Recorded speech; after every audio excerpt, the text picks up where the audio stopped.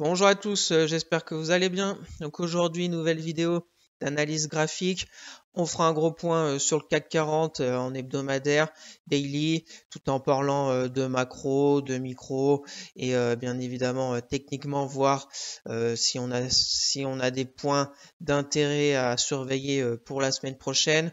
Après, on verra mes traits court terme que j'ai toujours en portefeuille.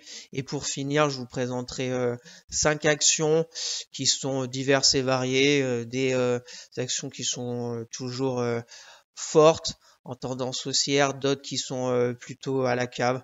On verra techniquement où est-ce qu'elles en sont. Donc n'hésitez pas à vous abonner à la chaîne, à partager la vidéo, à me lâcher un maximum de likes, ça me ferait très plaisir. Si vous avez des questions, n'hésitez surtout pas à me les mettre en commentaire, je serai ravi de vous répondre. Pour me suivre sur Twitter où je fais suivre mes trades court terme, les analyses techniques, etc. Le lien est dans la description. Et pour les personnes qui veulent suivre mon PEA long terme à dividende sur Morning, le lien est aussi dans la description. Allez, on passe au sommaire. Donc on commencera comme d'habitude par faire le point sur le CAC 40 tout en parlant de macro, les points clés que je retiens pour cette semaine et en essayant de trouver des zones d'intérêt pour la semaine prochaine. Après on passera sur mes trades court terme que j'ai toujours en portefeuille qui sont Vika et Pernod Ricard que je vous ai parlé le week-end dernier. Il y a eu les résultats qui sont plutôt été bien accueillis par le marché. Donc je vais tenter le coup sur un rebond de Pernod. Je vous donnerai ma stratégie pour cette action et après on passera sur des actions qui techniquement peuvent se passer quelque chose ou des zones d'intérêt pour plutôt du long terme. On verra ST Micro, Safran, Air France KLM, Esso et on finira par FDJ sans oublier en conclusion un petit retour rapide sur le CAC 40. Bien sûr, je ne suis pas un conseiller financier. Mon avis dans cette vidéo ne représente pas un conseil d'investissement. Elle est juste réalisée à but pédagogique. Chaque investisseur doit avoir sa propre stratégie. Investir en bourse représente un risque. Vous êtes le seul responsable de vos achats et ventes d'actions. Donc on se retrouve comme d'habitude sur TradingView pour analyser notre bon vieux CAC 40. Donc on va commencer par les points clés de la semaine au niveau de la macro. Ce que je retiens, il y avait la Chine mercredi, PIB annuel en hausse, attendu 4,4%, ça ressorti à 4,9%. Donc plutôt une bonne nouvelle. Après la zone euro au niveau de l'inflation en ligne avec les attentes, que ce soit le CPI classique et le CPI Core 4,3% et 4,5% en rythme annualisé. Donc voilà, en ligne avec les attentes.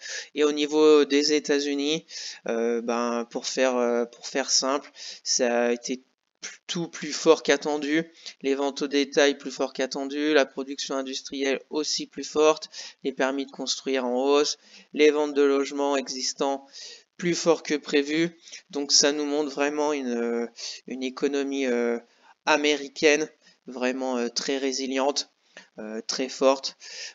C'est pourquoi aussi on a eu un discours de Jérôme Powell qui a un peu malmené les marchés cette semaine parce qu'il y aura sûrement encore une hausse des taux.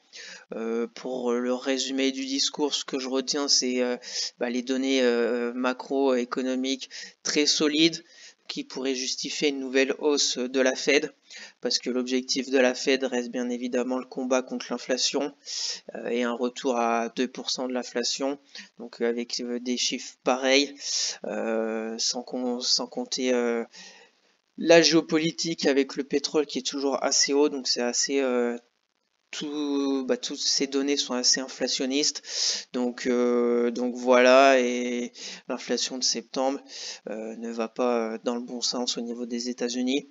Donc affaire à suivre, on aura bien évidemment le temps d'en reparler. Maintenant au niveau des rendez-vous macro de la semaine prochaine, on aura les PMI, comme d'habitude à suivre, Allemagne, États-Unis. On aura la BCE jeudi prochain. On va voir ce que ça va donner. Le PIB du troisième trimestre aux États-Unis, jeudi prochain aussi avec les inscriptions au chômage. Les commandes de biens durables aux États-Unis, toujours bien suivies. Et le PCE corps du mois de septembre aux États-Unis. Donc encore pas mal de rendez-vous. PMI manufacturier et PMI service aux États-Unis, ça sera mardi. Donc affaire à suivre. Et bien évidemment, on aura encore pas mal de rendez-vous au niveau des résultats d'entreprise pour la semaine prochaine. Tout ça, je vous y mettrai bien évidemment sur Twitter. Mais on aura par exemple du Hermès mardi, Orange, Michelin, Dassault Systèmes, Carrefour, Air Liquide, BNP Paribas, Danone, Saint-Gobain, Sodexo, Accor, Sanofi, Safran, etc. Je vous mettrai le petit tableau sur Twitter. Donc comme d'habitude, attention avec les résultats d'entreprise, parce qu'on a vu que ça rigolait pas cette semaine. On a eu des moins 12% sur par exemple OB étant actionnaire, les résultats ont été plus moyens, quoi, mauvais, sanctionnés par le marché, moins 12%. On a eu Veralia, je crois, hier, ou Rexel aussi.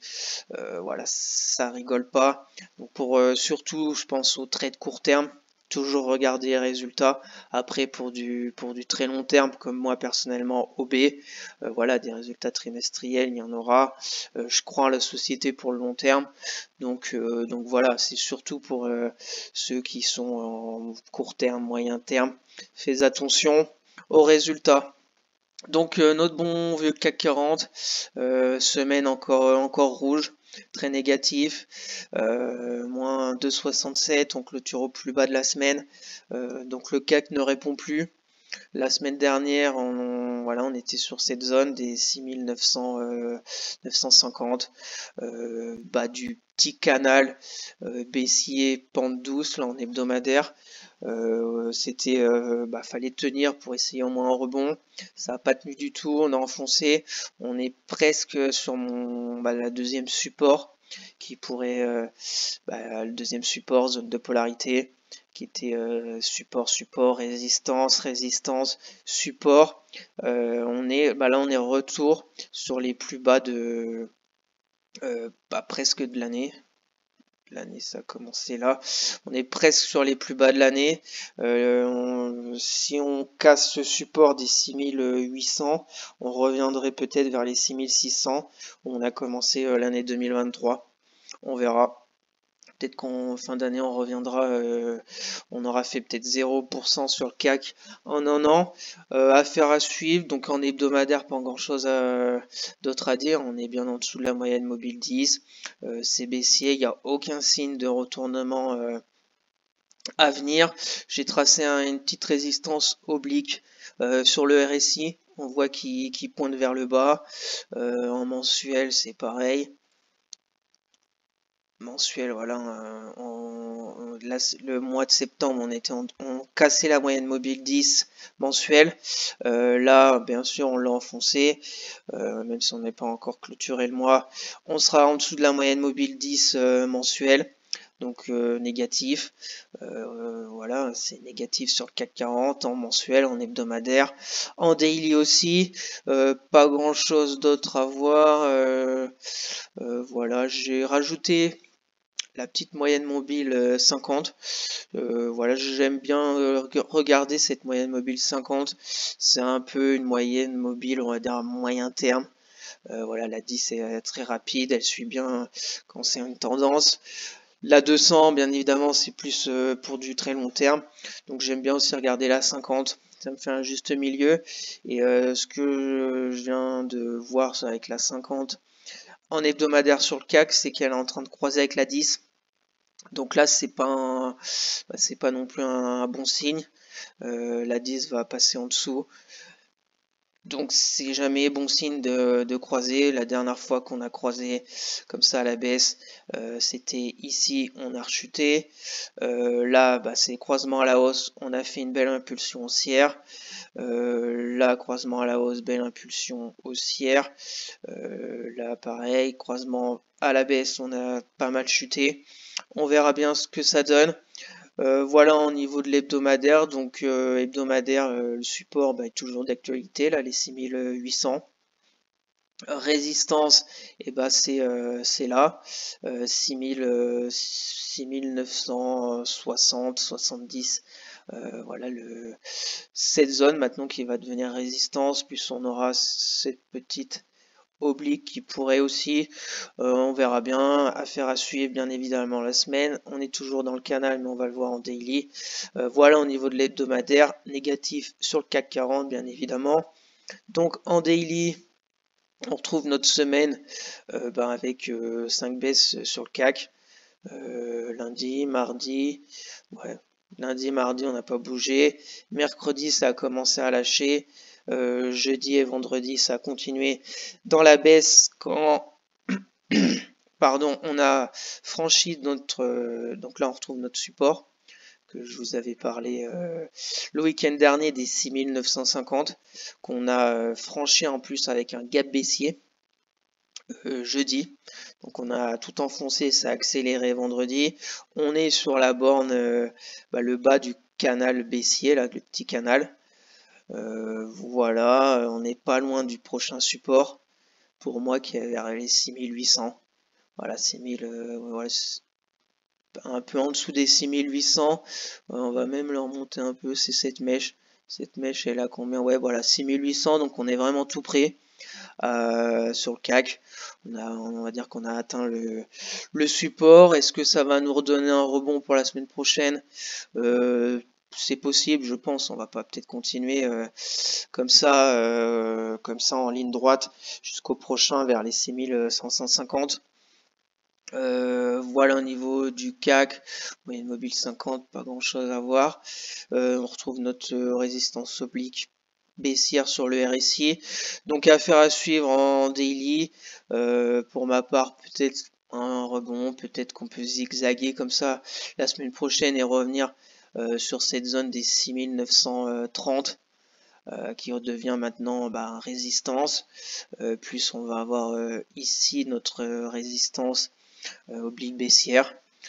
Voilà mon scénario, on va dire privilégié, mais même si la tendance maintenant est vraiment baissière, j'ai aucun signe, on va dire moyen terme de retournement. Au niveau de la macro, voilà, on a eu les résultats d'entreprise, c'est loin d'être joyeux. Nos problèmes géopolitiques avec le Proche-Orient, etc. Les taux obligataires qui sont à des sommets historiques. Donc en fait, je vois pas quel catalyseur pourrait nous faire retourner cette dynamique baissière.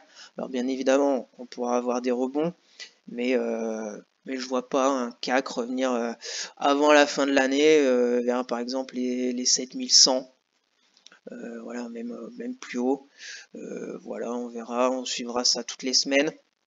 Et bien évidemment, si on casse à contrario les 6008 et qu'on casse ce support, le prochain serait vers les 6600. Voilà, 6600 et le prochain support court terme sur le CAC. Et là, peut-être qu'après, faut peut-être attendre une capitulation ou je sais pas, un événement. Mais je voudrais quand même vous signaler que le CAC 40, si on se met en mensuel, voilà, on est quand même encore perché, je pense. Là, j'ai tracé un petit canal, un petit support peut-être où on pourrait arriver pour du long terme. Je me dis un CAC 40 qui reviendrait dans cette zone là, 6600, 6004. Ce serait pas du tout déconnant, je pense. Quand on voit l'envolée post-Covid, si on regarde les retracements, là, on a fait quoi? On est monté là, on a fait 50 de retracement. Si on met l'autre impulsion, voilà, là pour le moment, on a retracé 38,2 de la dernière impulsion haussière du CAC mi-septembre. septembre 2022. Donc un retour déjà vers les 6600. C'est pas, comme j'écoute dire, le crash boursier. Voilà, c'est pas non plus, ça nous ferait revenir ici. Affaire à suivre. C'est sûr que pour le moment, il faut mieux regarder vers le bas que vers le haut. Mais si on dézoome comme ici en mensuel, on est toujours quand même plus vers le haut que vers le bas, par exemple des 5000 points. Donc voilà le tour, mon avis sur le CAC 40, le tour complet du CAC en ce moment. Donc pour résumer, très court terme, peut-être un rebond technique. Pour du moyen terme, pour le moment, aucun signal pour un retournement sur le CAC 40. On refera le point bien évidemment la semaine prochaine. Soyez prudents. Après, voilà, faites le tri des actions. Il y a peut-être des actions pour commencer à bâtir une position long terme qui deviennent intéressantes. Il y en a encore qui sont peut-être encore trop hauts. Et pour du trading, il y a peut-être toujours des choses à faire. Si vous n'êtes pas à l'aise, bien évidemment, et ben laissez faire, patientez et soyez prudent, money management, etc. Comme d'habitude. Donc voilà au niveau du CAC 40. Donc passons maintenant à mes trades court terme que j'ai toujours en portefeuille. Donc Vika, je vous avais déjà fait le point le week-end dernier. Donc Vika, pour les nouveaux et les personnes intéressées par le titre. Donc déjà en hebdomadaire, on voit c'est baissier. On voit que la moyenne mobile 200 hebdo est pour le moment une grosse résistance dynamique sur Vika. Ici en avril, ici en août 2021 et récemment en fin août 2023. Toujours pas réussi à la franchir. Après court terme, on est sur plutôt une tendance haussière, on va dire entre guillemets saine. On a une impulsion haussière, un repli, une deuxième impulsion. Un deuxième repli, donc là j'attends la troisième jambe de hausse. Voilà en hebdomadaire. En court terme, ma stratégie sur Vika, c'était qu'on est revenu sur ce support oblique haussier. Support oblique haussier qui support oblique haussier où j'avais bien aimé, ce que j'avais bien aimé, c'est ici le lundi, le marteau, mèche basse, et puis mardi avec beaucoup de volume. Vous voyez là, il y a de l'intérêt pour Vika. Donc j'ai pris position, mon PRU est à 29,50, mon premier objectif 30,60 et le deuxième 32,30 qui revient sur la moyenne mobile 200 hebdo. C'était plutôt, on va dire, bien parti. La bougie de vendredi fait un peu mal, moins 3%. On est de retour maintenant sur le support, sur la moyenne mobile 200 daily aussi, qu'on voit ici. Qui était belle zone aussi, résistance, support, résistance ici. Là on l'a cassé, on est revenu, support, la moyenne mobile 200 et 6 support.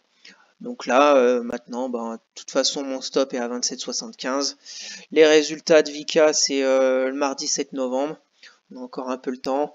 Est-ce que mon stop sera touché? Je passerai à autre chose. Est-ce que ça va relancer un peu des acheteurs sur cette zone?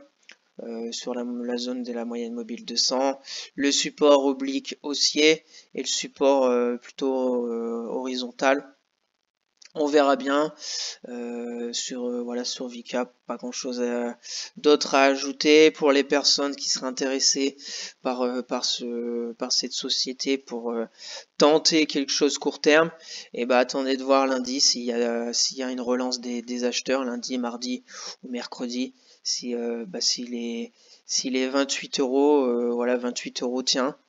Si les 28 euros tiennent et le support tient, pourrait revenir, pourquoi pas prendre position vers les 28,70 et tenter dans un premier temps, on a maintenant une zone ici de résistance vers les 30 euros. Après, comme je vous l'ai dit, on est dans un marché très très compliqué, très nerveux. Donc si vous n'êtes pas à l'aise, ne faites rien. Vous pouvez bien évidemment vous entraîner. C'est très très utile. Voilà, tracer des supports, des résistances, tout plein de choses. Entraînez-vous. C'est très utile, surtout dans des marchés difficiles comme celui-là. Parce que bien évidemment, quand tout monte, que le CAC progresse tous les jours, etc., c'est facile. Quoi que vous preniez, ça monte. Mais dans des marchés difficiles, c'est comme ça qu'on apprend, qu'on prend de l'expérience, etc. Donc faites-le avec des portefeuilles virtuels, faites-le sur TradingView, sur vos outils. Et puis voyez ce que ça donne. Donc voilà au niveau de Vika. On va passer maintenant à Pernod Ricard, action que je vous ai parlé le week-end dernier. Voilà, Pernod Ricard, si on se met en hebdomadaire. Voilà, fondamentalement solide. Il y a eu résultats qu'on plutôt plus au marché. On verra en daily. Après, pour ce qui est plutôt long terme. Voilà, je vous en avais parlé. J'ai toute cette zone ici, ce support oblique haussier plutôt large, qui me semble intéressant pour commencer à bâtir une ligne sur Pernod Ricard pour du très long terme. On y serait là dans cette zone entre les 100, allez, entre 160 et 150. Voilà, même 146, elle revient là pour du très long terme. C'est pas, je pense pas que ça soit déconnant. Commencer à bâtir une ligne par ici. Voilà Pernod Ricard. Pour le moment, en long terme, on voit que c'est baissier sous moyenne mobile 10. On a eu une réaction cette semaine. On va voir si fin de semaine prochaine la bougie sera rouge et on aura un contre-pied, ou si la bougie sera verte et une poussée dans cette tendance qui est toujours bien évidemment baissière. Affaire à suivre. Voilà mon plan de trade pour Pernod Ricard. Et bah voilà, je vous en avais parlé, c'était c'est simple. On était sur une stabilisation de la grosse chute, parce que là on a eu un énorme gap baissier. On voit la moyenne mobile 10. Je vais voir la 50. La moyenne mobile 10, on était bien en dessous, toujours en dessous, pas de réponse. Et là, fin septembre, ça s'est stabilisé sur le titre. On était en zone vraiment de survente et on voyait déjà le RSI qui commençait à remonter en forme de range. Voilà, je vous avais parlé 162, 156. Et je vous avais dit deux solutions, soit payer le bas du range, soit payer la sortie du range, le haut. Et il y avait les résultats jeudi de Pernod. Donc personnellement, j'ai attendu les résultats, voir ce qui allait se passer. Et jeudi ont été bien accueillis. J'ai attendu un peu dans la journée parce que on a déjà vu des résultats bien accueillis, mais qui ont été vendus dans l'après-midi. Donc j'ai pris position l'après-midi. Pour le moment, mon PRU avec les frais, etc., est à 165,85 €. Voilà, mon stop est pour le moment à 156 €. Vendredi, avec un marché qui a plutôt été baissier, on voit qu'il y a toujours des volumes, toujours l'intérêt pour Pernod Ricard, elle n'a pas bougé. Donc je pense que si on a un petit rebond la semaine prochaine sur le CAC, Pernod Ricard pourrait continuer sa hausse. Affaire à suivre. Voilà. Objectif 180, là on va avoir une petite zone de résistance qui pourrait arriver. Vous voyez, tout ça c'est support. Là ça avait fait un jour support, et 3 jours support en été, et après ça avait cassé. Donc là on revient sur une zone de polarité, il y a la moyenne mobile 50, voilà, qui a joué plutôt bien son rôle de soit support dynamique tout février, ici mars, avril, là on l'a cassé, on est revenu, ça a joué son rôle de résistance. Donc à voir si elle joue encore son rôle de résistance dynamique. Si déjà Pernod arrive à revenir fin de semaine prochaine ou au milieu de semaine, peu importe, vers les 170 €, ça sera simple, je remettrai mon stop à mon PRU, comme ça je serai protégé au cas où si on a une relance baissière sur Pernod. Voilà ma stratégie, mon plan sur Pernod Ricard. Affaire à suivre, que bien évidemment je partagerai tout ça sur Twitter. Pour me suivre, le lien est dans la description.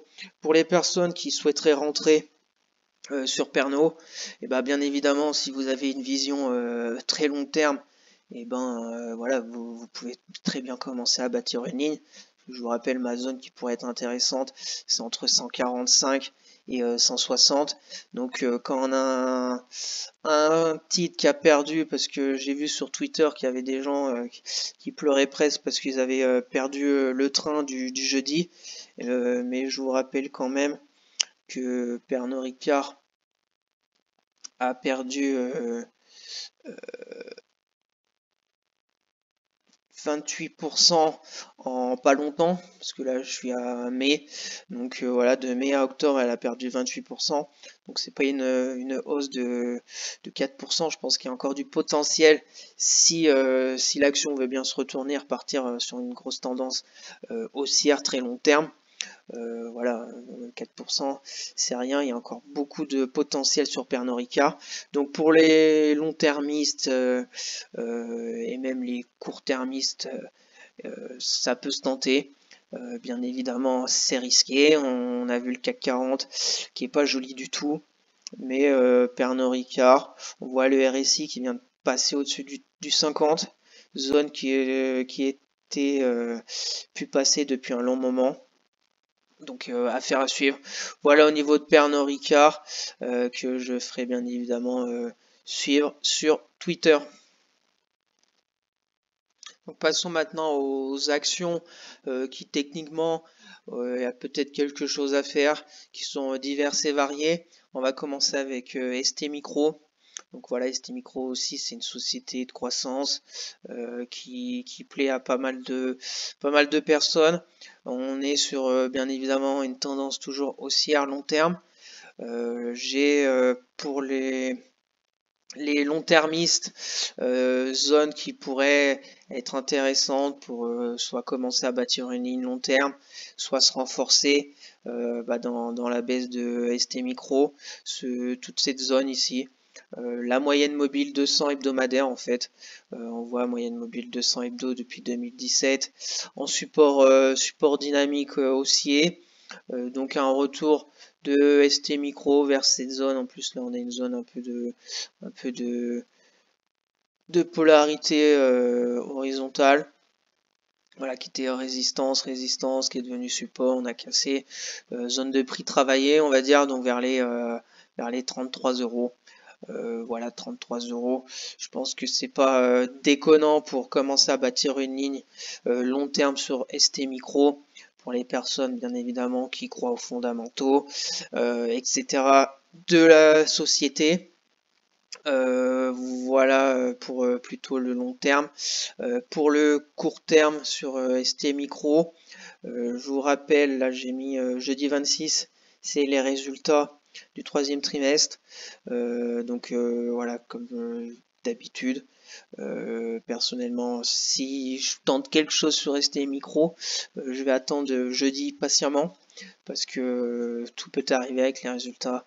Voilà, je le répète, mais ça peut être tout bon comme tout mauvais, et ça peut plaire au marché comme pas du tout plaire. Donc ça serait dommage de prendre une position mardi ou mercredi et que le jeudi on ait un -6, -7% avec un énorme gap, parce que tout peut arriver dans ces semaines de résultats des entreprises.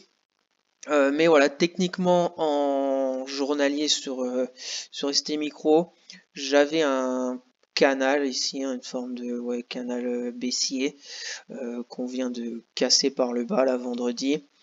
mais on est de retour sur une zone de polarité, voilà, zone de polarité travaillée, résistance, résistance, résistance. On a cassé, on a fait un retour qui est devenu support où ça a répondu présent pour aller plus haut, et là on reviendrait dessus. Voilà, bien évidemment, c'est baissier court terme, on est en dessous de la moyenne mobile 10, on est en dessous de la moyenne mobile 50, que voilà, que j'aime bien aussi sur ST Micro, qui a pas mal joué son rôle de support, résistance dynamique. Voilà, pour le moment, on a passé elle est devenue résistance. Mais voilà, faire à suivre sur ST Micro jeudi, voire déjà jusqu'à jeudi. Je pense que ça va pas trop bouger dessus. On a bien sûr un gap baissier déjà à aller combler.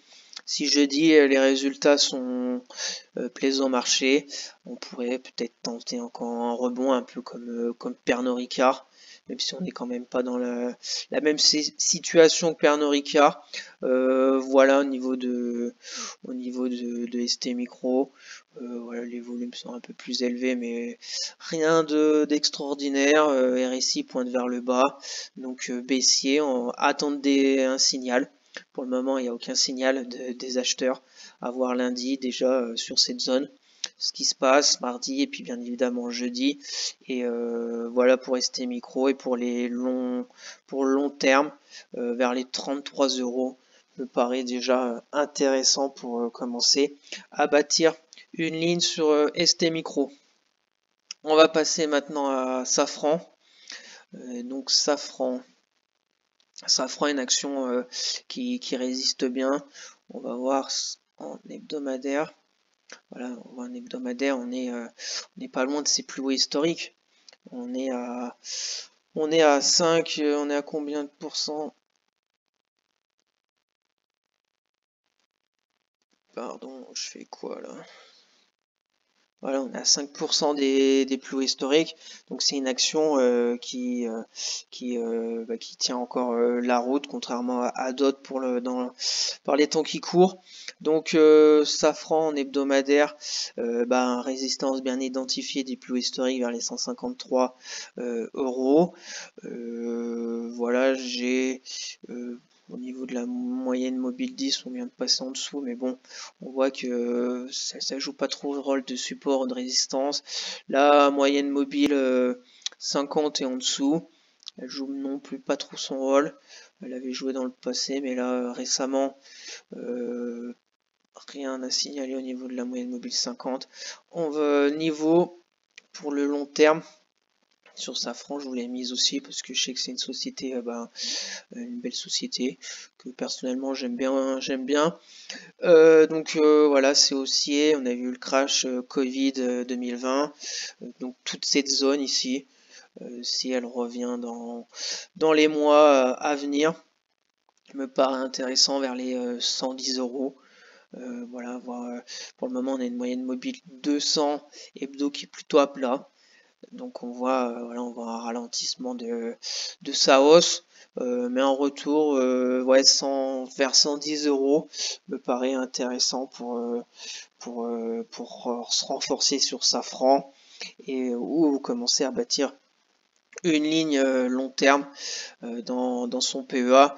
Voilà, donc au niveau court terme, parce que moi je vais regarder personnellement sur Safran, c'est ce support oblique haussier, moyenne mobile 50, non, rien à signaler dessus. Support oblique haussier qui est plutôt intéressant, qui a commencé la hausse en mars.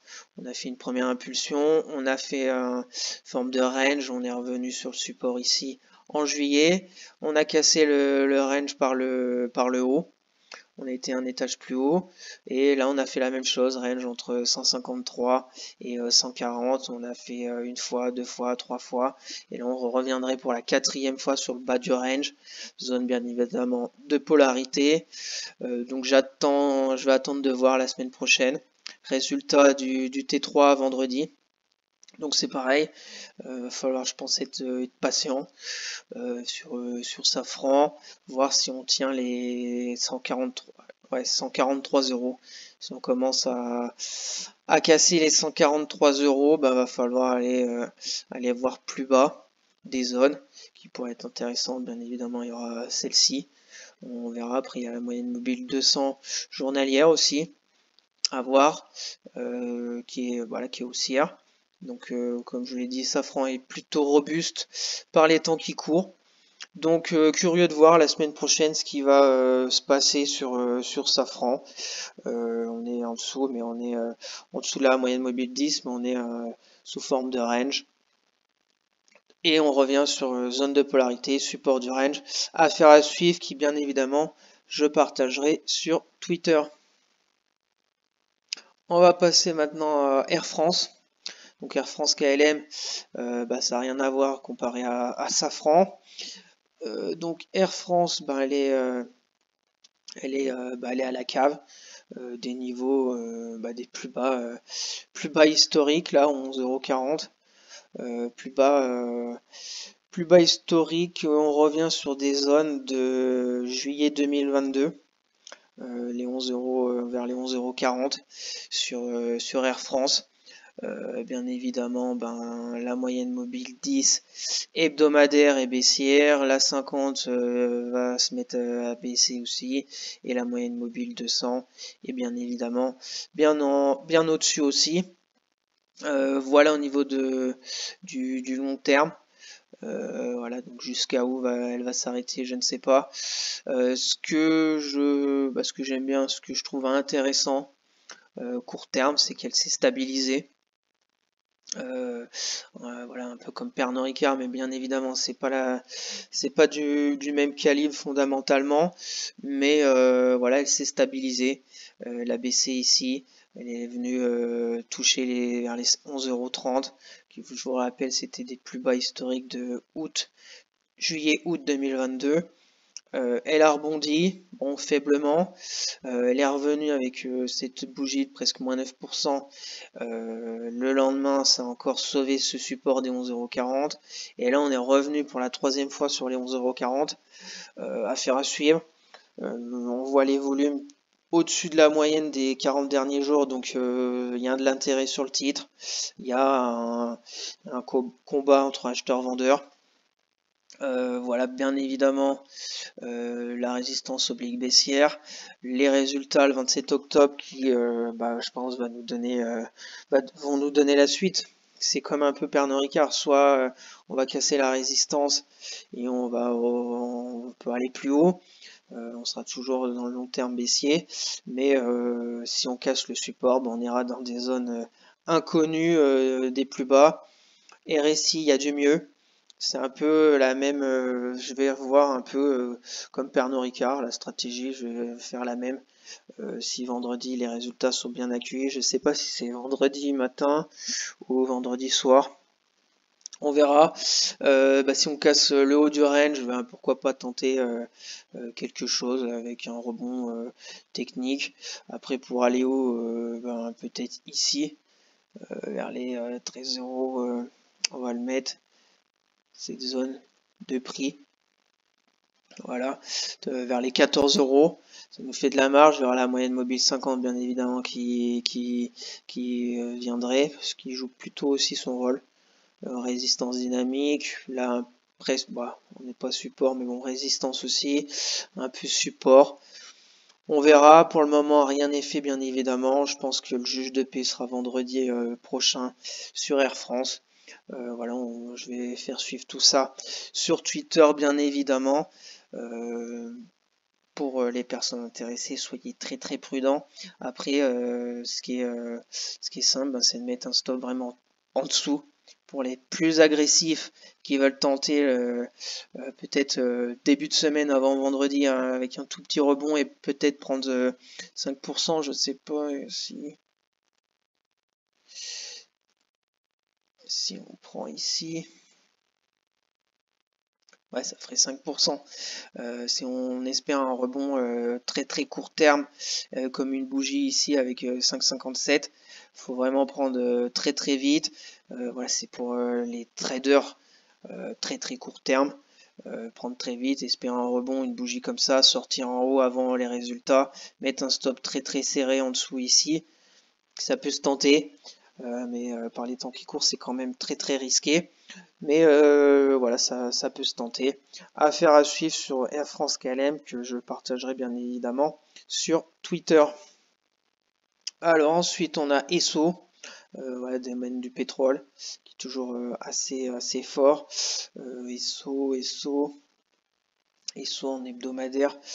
J'avais cette résistance oblique baissière qu'on a cassée. Voilà, après bon, l'envolée 2022 du pétrole, etc. a fait envoler Esso. Voilà au niveau de l'hebdomadaire. Pas grand chose à voir d'autre. En daily, qu'est-ce qu'on a en daily?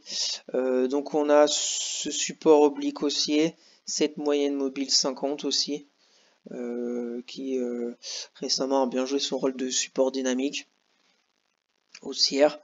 Et là on est de retour dessus, sur cette zone un peu de polarité. J'ai cette zone un peu en dessous aussi, 55 euros. Ici on voit zone de polarité. Je vais attendre les sauts. Bien évidemment, faudra voir aussi le baril du pétrole. S'il commence à rechuter, ben, peut-être qu'ESO chutera. Et voilà, je vous mets ESO pour ceux qui veulent encore jouer la carte pétrolière, etc. Voilà, pour le moment, vendredi, elle a fait moins 3,57. On verra la semaine prochaine ce qui va se passer. Les résultats sont un peu plus loin, 15 novembre, sur ESO. On est voilà, sur une zone potentielle d'achat. Bien évidemment, il va falloir attendre une congestion, quelque chose, parce que bon, la bougie de vendredi est pas belle.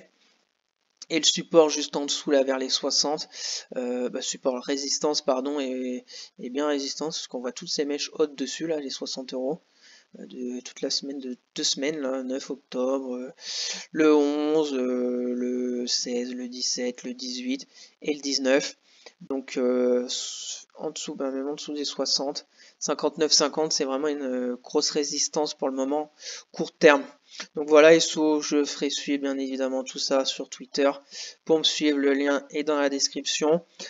S'il y a des congestions très court terme, quelque chose d'intéressant, les volumes sont plutôt faibles. Voilà, on est en dessous de la moyenne cette semaine. RSI pointe vers le bas. Donc peut-être aller chercher des acheteurs vers les 55 euros. Ou une réponse immédiate la semaine prochaine sur ESSO. Et on va finir avec la Française des Jeux. Donc la Française des Jeux, on va se mettre en hebdomadaire comme d'habitude pour voir. Donc la Française des Jeux hebdomadaire, déjà c'est une société très récente en bourse. Depuis 2019, fin 2019, donc on n'a pas beaucoup d'historique. Voilà, elle était montée très très vite pendant la crise du Covid jusqu'à juillet 2021 vers les 50 euros, un peu plus de 50 euros. Après, elle a tout retracé pour revenir vers les 29,60 euros. Elle a rebondi et là, elle est de retour dans ses plus bas, là, 29,50 € plus bas de octobre 2022, zone de 2020. Voilà, donc grosse zone de polarité en hebdomadaire sur FDJ. Ce que j'ai bien aimé, ce que j'ai remarqué vendredi sur Française des Jeux. Donc déjà en journalier, on a un canal baissier qui est plutôt bien respecté, une moyenne mobile 50 aussi qui est plutôt bien aussi respectée, qui suit ce canal, qui suit les cours en résistance dynamique. Ce que j'ai remarqué vendredi sur Française des Jeux, c'est cette bougie là. Donc il y a eu les résultats. Donc les résultats, on a eu un gap, donc on retrouve ici notre zone de support qui avait été enfoncée vendredi. On a eu un gap, on va se mettre en 30 minutes pour que vous voyez ce que je veux vous parler. On a eu vendredi matin 9h le gap baissier et toute la journée des acheteurs sur la Française des Jeux, en sachant bien évidemment l'état du CAC vendredi. C'est une action qui m'a attiré et que j'ai regardé vendredi après-midi ce qui se passait dessus. Donc on a eu que des acheteurs sur la Française des Jeux. Alors, est-ce que c'est des rachats de short pour continuer à la baisse? Peut-être, peut-être, mais voilà, pas sûr. Ou est-ce que c'est un excès baissier qui a été payé? Affaire à suivre la semaine prochaine. Curieux de voir ce que ça va se passer sur la Française des Jeux la semaine prochaine. Donc pour le moment, on a cette bougie de presque plus 3% vendredi. Va falloir voir lundi. Est-ce que ça va faire pouf et qu'on va avoir un contre-pied avec une bougie de -2, -3%? Donc là, voilà, il n'y aura rien à faire sur FDJ. Ou est-ce qu'on aura des acheteurs qui vont continuer à payer FDJ? Voilà, j'ai cette zone là, très court terme. Si on a une clôture au-dessus des 30 euros, allez, 30,10 €, on pourrait tenter de revenir voilà, jusqu'à cette zone. La résistance oblique baissière plus cette zone de résistance horizontale, polarité pareil, ça ferait 4%. Voilà, faut attendre la bougie de lundi sur FDJ pour tenter vraiment quelque chose. On voit les volumes élevés vendredi. Donc curieux de voir ce qui va se passer début de semaine prochaine sur FDJ. Voilà, bien évidemment c'est baissier, c'est dangereux. Mais si lundi on a une bougie, on va dire même une petite bougie mais qui fait plus 0, et ben on pourrait voir peut-être mardi quelque chose.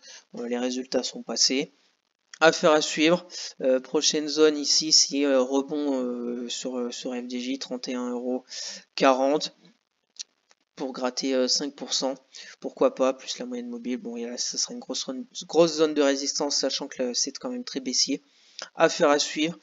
Curieux de voir ce qui va se passer. Et bien évidemment, je partagerai tout ça sur Twitter.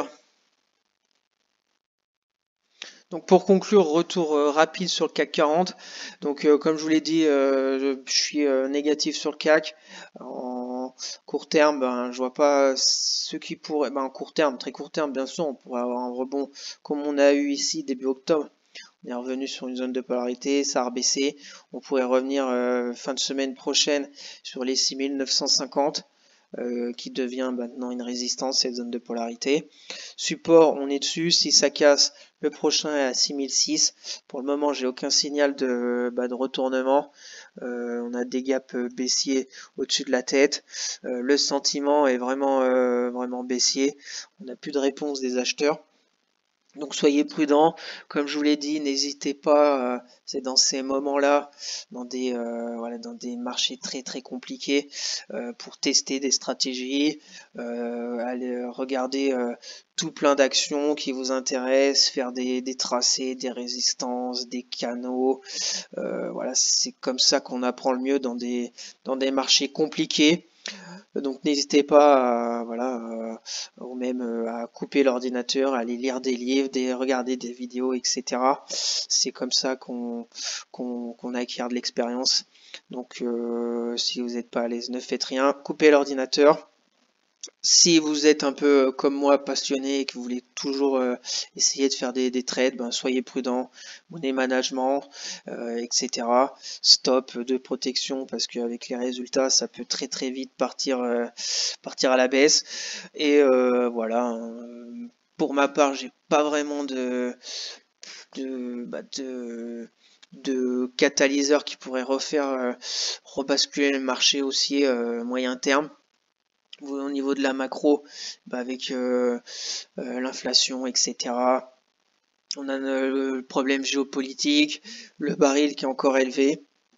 Donc on suivra semaine après semaine. Personnellement, pour mes actions très long terme, j'ai pas repris d'action depuis un long moment. J'accumule du cash pour des zones qui pourraient être intéressantes. Je vous préparerai ça comme d'habitude pour ma vidéo mensuelle dans 2 semaines, je pense. Voilà, on verra mes mes zones d'intérêt, où est-ce qu'elles en sont, on va aller chercher plus bas sur des actions intéressantes. Voilà, donc n'hésitez pas à vous abonner, à activer la petite clochette pour pas louper les vidéos. Donc voilà au niveau de la conclusion du CAC 40, résistance très court terme 6950, support très court terme on est dessus 6800. On verra le week-end prochain où est-ce qu'on en sera au niveau du CAC 40.